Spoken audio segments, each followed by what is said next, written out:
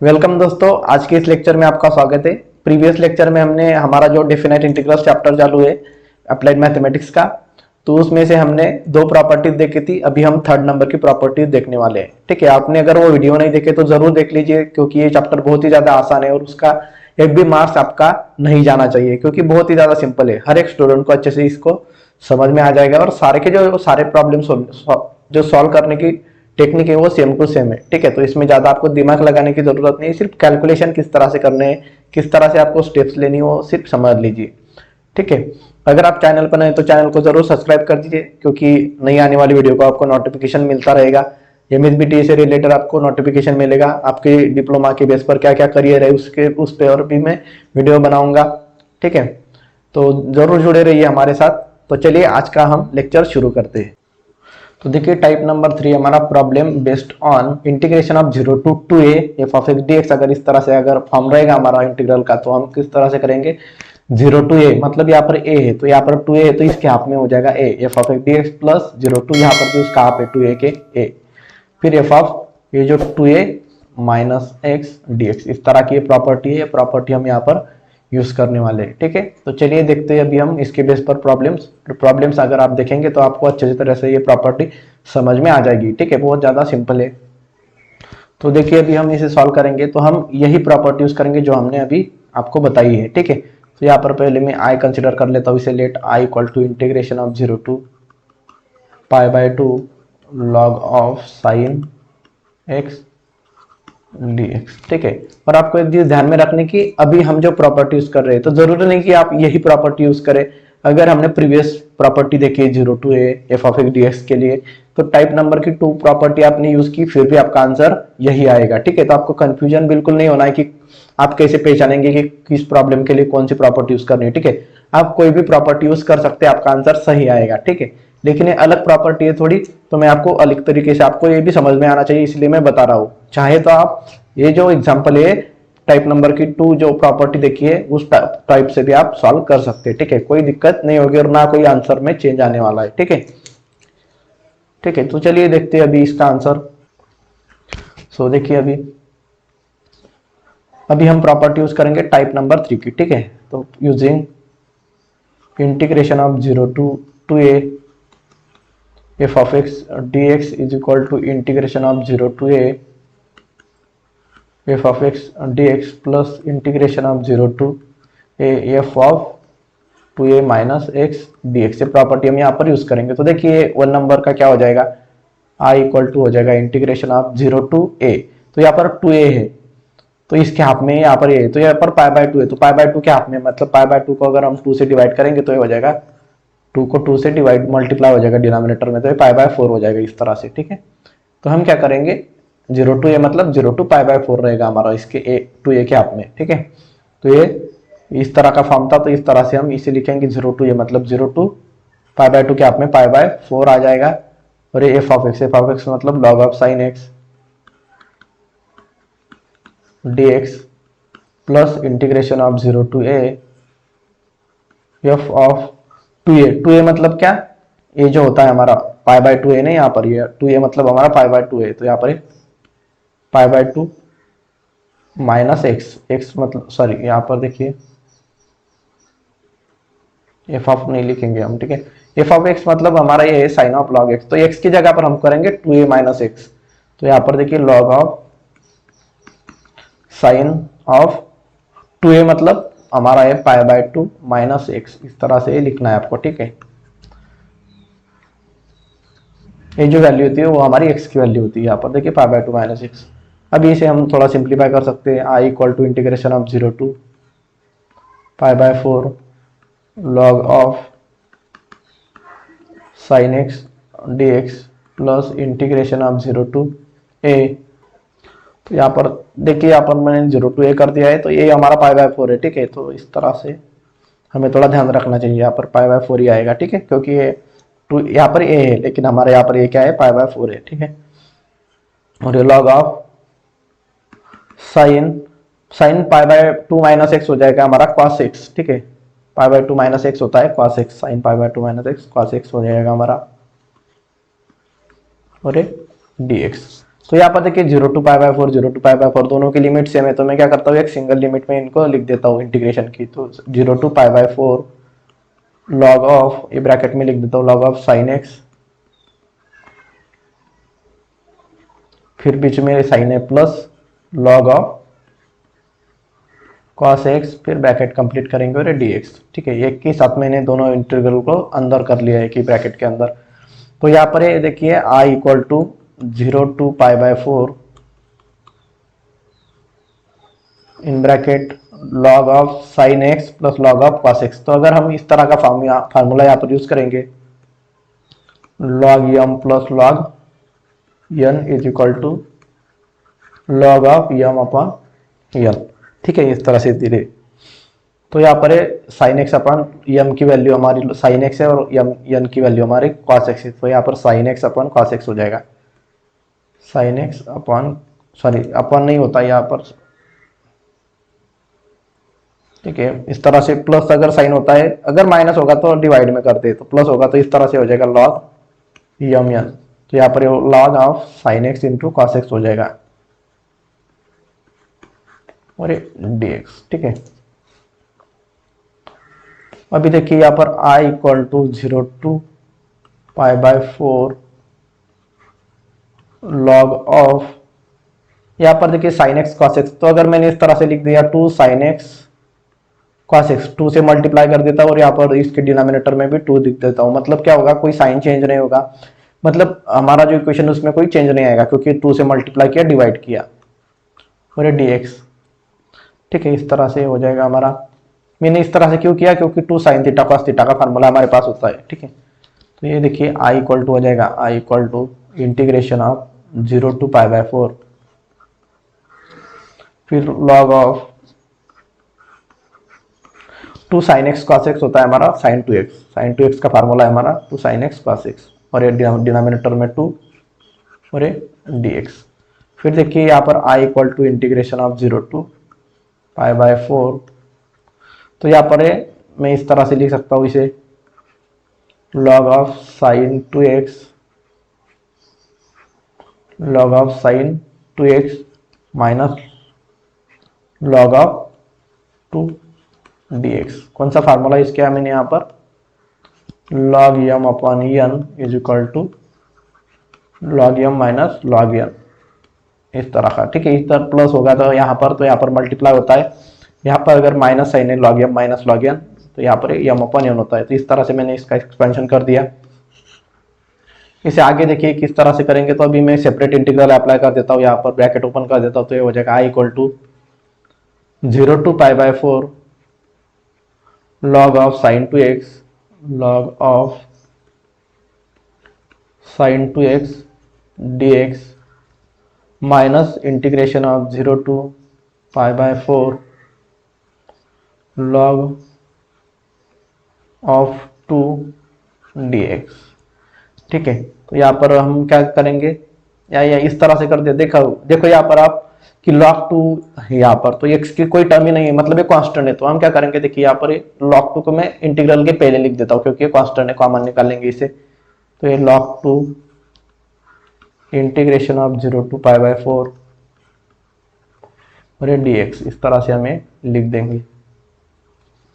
ठीक है, अभी हम क्या करेंगे, इसे इक्वेशन नंबर 1 दे देंगे। क्यों, क्योंकि यहाँ पर देखिए इसकी वैल्यू तो हमें मिल जाएगी, इंटीग्रेशन ऑफ dx होता है x, लेकिन हमारी log ऑफ साइन 2x के लिए इंटीग्रेशन का डायरेक्ट कोई फार्मूला नहीं है, तो हमें यहाँ पर सब्स्टिट्यूशन मेथड यूज करना पड़ेगा। ठीक है, सब्स्टिट्यूशन मेथड हम यहाँ पर यूज करेंगे।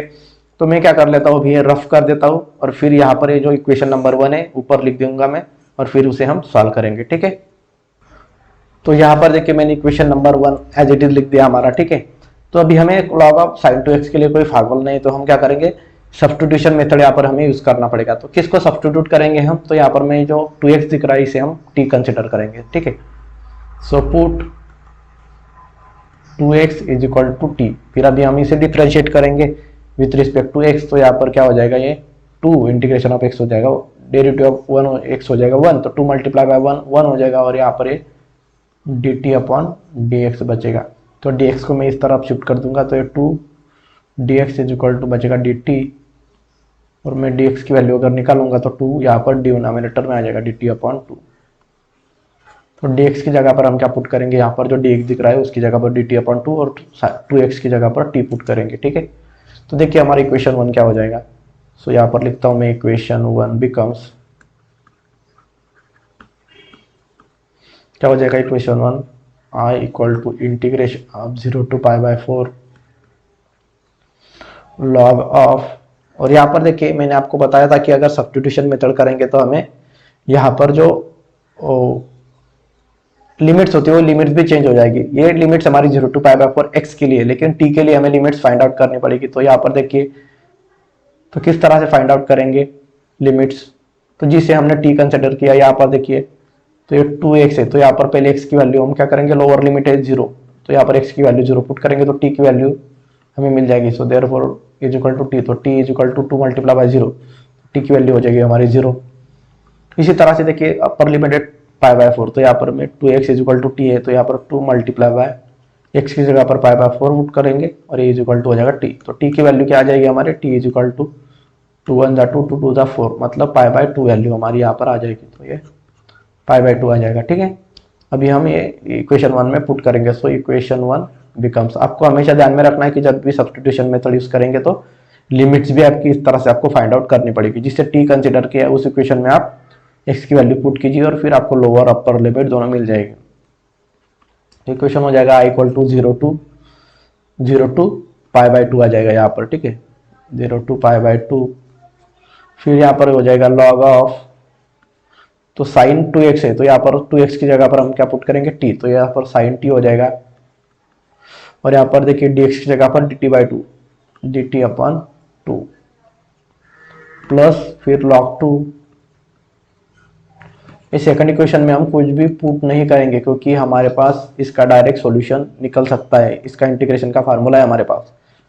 ठीक है, ये आ गया हमारा। अभी इसे देखिए किस तरह से सॉल्व करेंगे। So i equal to integration of, तो यहाँ पर 2 डिनोमिनेटर में, तो यहाँ पर मैं इस तरह से इसको कांस्टेंट है तो बाजू में लिख सकता हूँ, और ये 0 to π/2 और यहाँ पर log ऑफ साइन t, तो log ऑफ साइन t, तो यहाँ पर t है तो t की जगह पर मैं x पुट कर देता हूँ, और dt है तो यहाँ पर भी मैं t की जगह पर x ही लिखूंगा। ये 2 तो हमने यहाँ पर ले लिया है। ठीक है, तो 2 लिखने की जरूरत नहीं है। और यहाँ पर है plus log 2 integration of 0 to π/4 dx। तो अभी आप सोच रहे होंगे कि मैंने यहाँ पर t की जगह पर x क्यों लिया और यहाँ पर भी t की जगह पर x क्यों लिया। तो आपको एक चीज हमेशा ध्यान में रखनी है कि हम यहाँ पर इंटीग्रेशन नहीं सॉल्व कर रहे, हम डेफिनाइट इंटीग्रल देख रहे हैं। तो डेफिनाइट इंटीग्रल में जो वेरिएबल होता है हमारा, तो उसको अगर आपने चेंज किया तो भी आपका जो आंसर होगा उसमें बिल्कुल भी चेंज नहीं आता है। इंटीग्रेशन अगर आप करेंगे तो आएगा चेंज, लेकिन डेफिनाइट इंटीग्रल में वैसे नहीं होता है। डेफिनाइट इंटीग्रल में अगर आपने x की जगह पर थीटा ले लिया, t लिया तो कोई भी फर्क नहीं पड़ता है। ठीक है, तो ये चीज आपको ध्यान में रखनी है कि definite integral is independent of the variable, ये वेरिएबल पर डिपेंडेंट नहीं होता है। वेरिएबल चेंज हुआ तो भी उसका वैल्यू वही आएगा जो दूसरे वेरिएबल के लिए आ सकता था। ठीक है, तो इस तरह से मैंने कर दिया। और इस तरह के प्रॉब्लम आपको एग्जाम में ज्यादातर पूछे नहीं जाएंगे, मतलब पूछे ही नहीं जाएंगे डिप्लोमा के एग्जाम में। सिर्फ आपको समझने के लिए, थोड़ी अंडरस्टैंडिंग आने के लिए मैं आपको ये प्रॉब्लम सॉल्व करके दिखा रहा हूँ। ठीक है, तो कंफ्यूजन बिल्कुल भी नहीं होना है, आप सिर्फ समझ लीजिए आपके एक्स्ट्रा नॉलेज के लिए, क्योंकि जब आप गेट वगैरह की तैयारी करेंगे तो उसको आपको याद में एटलीस्ट एक कंसेप्ट आपके नजर से जाना चाहिए, तब आपको कुछ ना कुछ याद आएगा इसके बारे में। ठीक है, इसलिए मैंने एग्जाम्पल ले लिया है।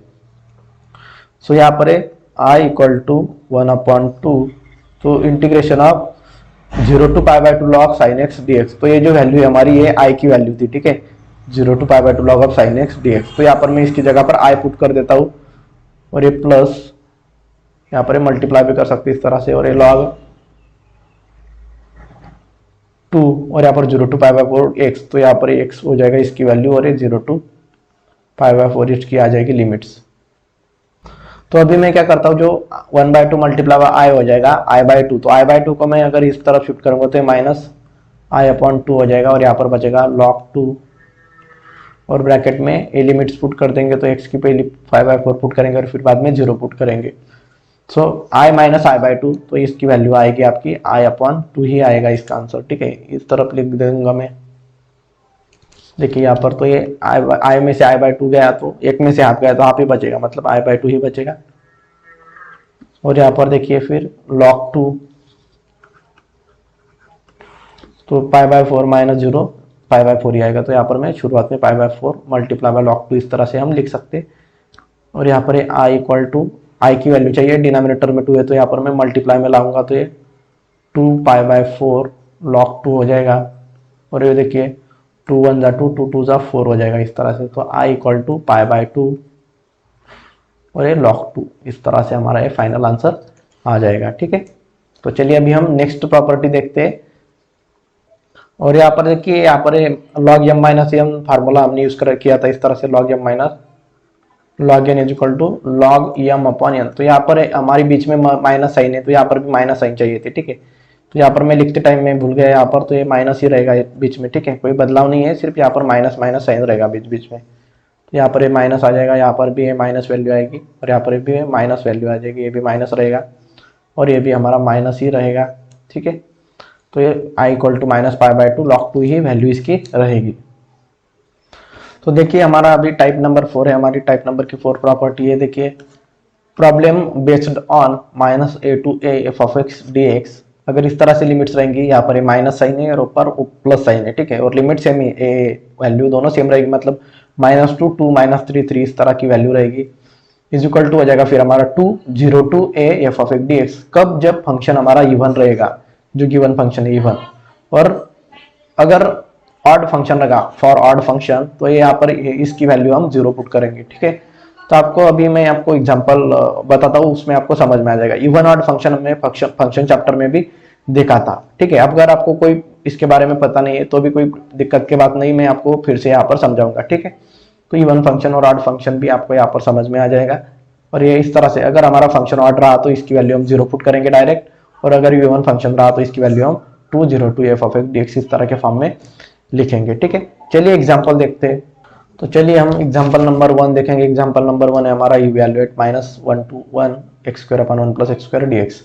ठीक है, तो यहाँ पर पहले हम इसे i कंसिडर करेंगे। Let i equal to integration of -1 to 1 x² upon 1 plus x² dx। ठीक है, तो यहाँ पर देखिए इसे मैं इक्वेशन नंबर 1 दे देता हूँ। अभी देखिए हम प्रॉपर्टी यूज करेंगे यहाँ पर, प्रॉपर्टी यूजिंग, आप इस तरह से लिख सकते हैं, यूजिंग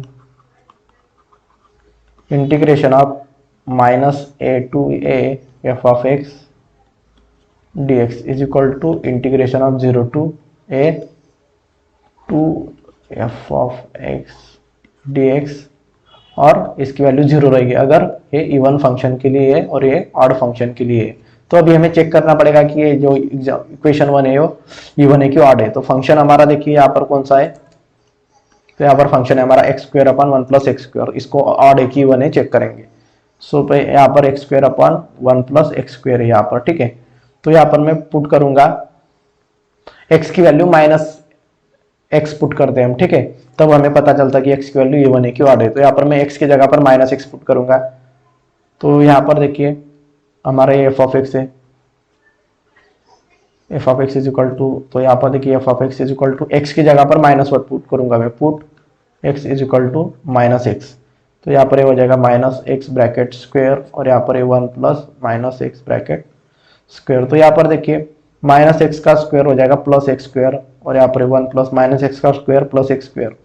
तो यहाँ पर देखिए फंक्शन हमारा, देखिए यहाँ पर जो -x पुट की वैल्यू, लेकिन वही की वही वैल्यू आ रही है हमारी, x² upon 1 plus x² upon 1 plus x², वही वैल्यूज हमारी रिपीट हो रही है। तो मतलब इसका मतलब हुआ कि हमारा फंक्शन क्या है, इवन फंक्शन है। अगर मैं हमने माइनस वैल्यू पुट की x की जगह पर, फिर भी अगर वही वैल्यू हमें मिल रही तो ये फंक्शन हमारा इवन होता है। तो यहाँ पर मैं लूंगा इवन फंक्शन।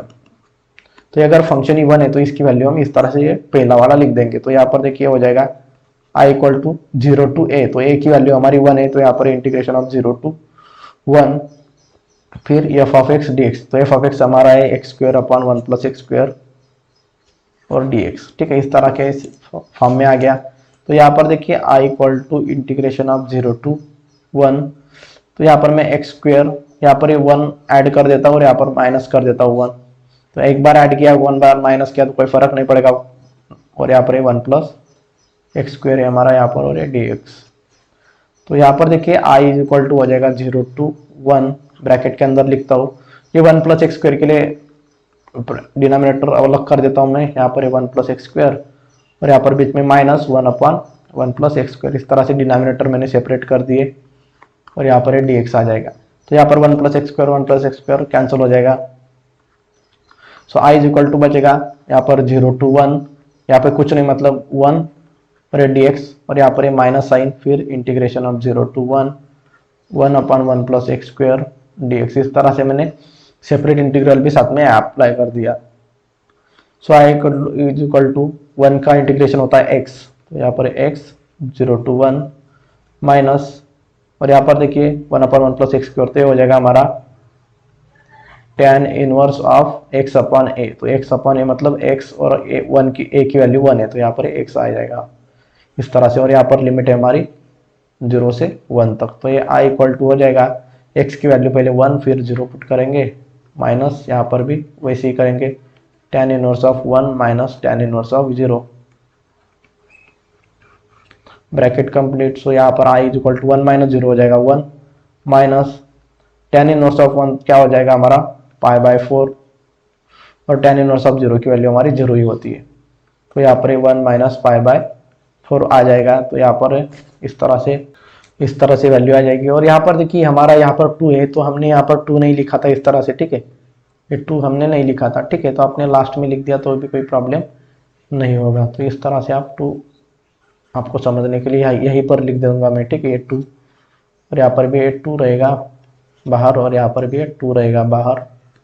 सो आप मल्टीप्लाई करेंगे तो 2 माइनस पाई बाय 2, तो 4 को 2 से डिवाइड कर मतलब 2 को 4 से डिवाइड करेंगे 2 आ जाएगा। तो इस तरह से 2 माइनस पाई बाय 2 आपकी वैल्यू आ जाएगी, ठीक है। इस तरह से हमें सॉल्व करना है।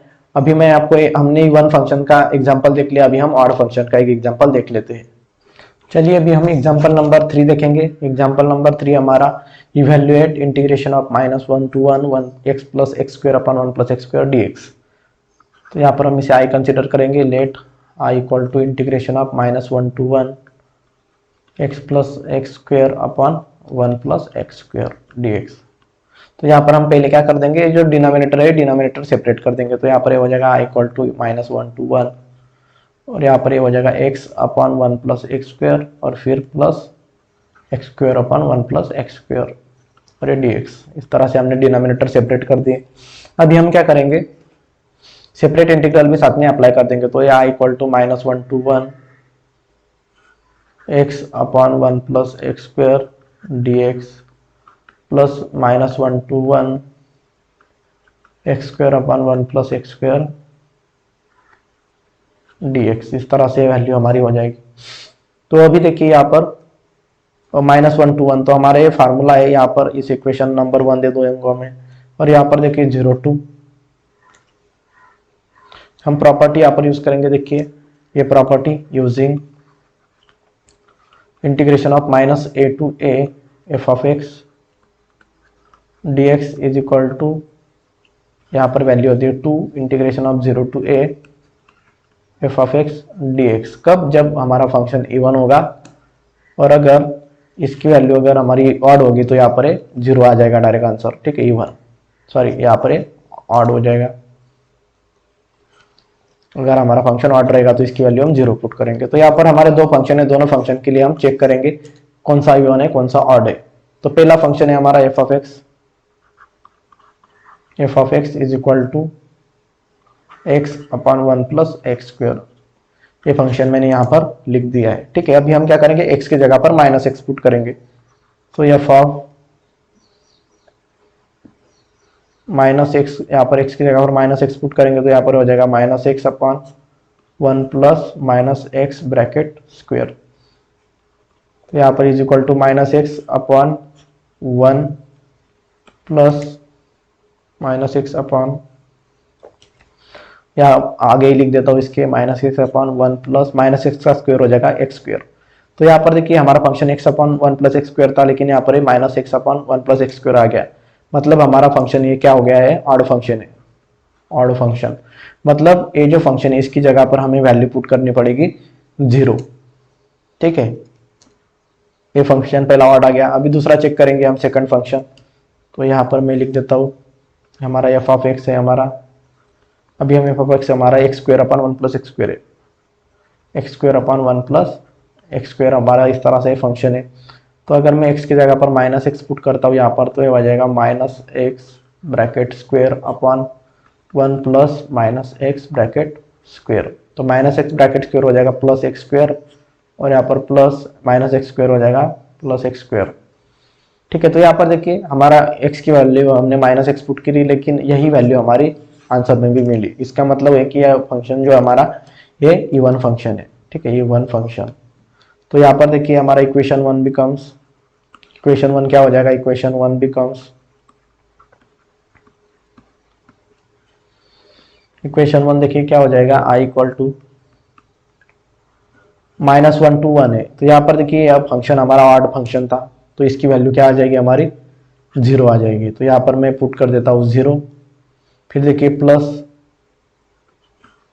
ये फंक्शन हमारा इवन फंक्शन है, तो इसकी वैल्यू क्या पुट करेंगे हम यहाँ पर, देखिए इवन है तो यहाँ पर हम ये पुट करेंगे 2 इंटीग्रेशन ऑफ 0 टू a, तो a की वैल्यू क्या है हमारी 1 है यहाँ पर, तो यहाँ पर 0 to 1 F of x D x, तो एफ ऑफ एक्स हमारा x square upon 1 plus x square और डी एक्स। सो ये इक्वल टू हो जाएगा 2 integration of 0 to 1 x square upon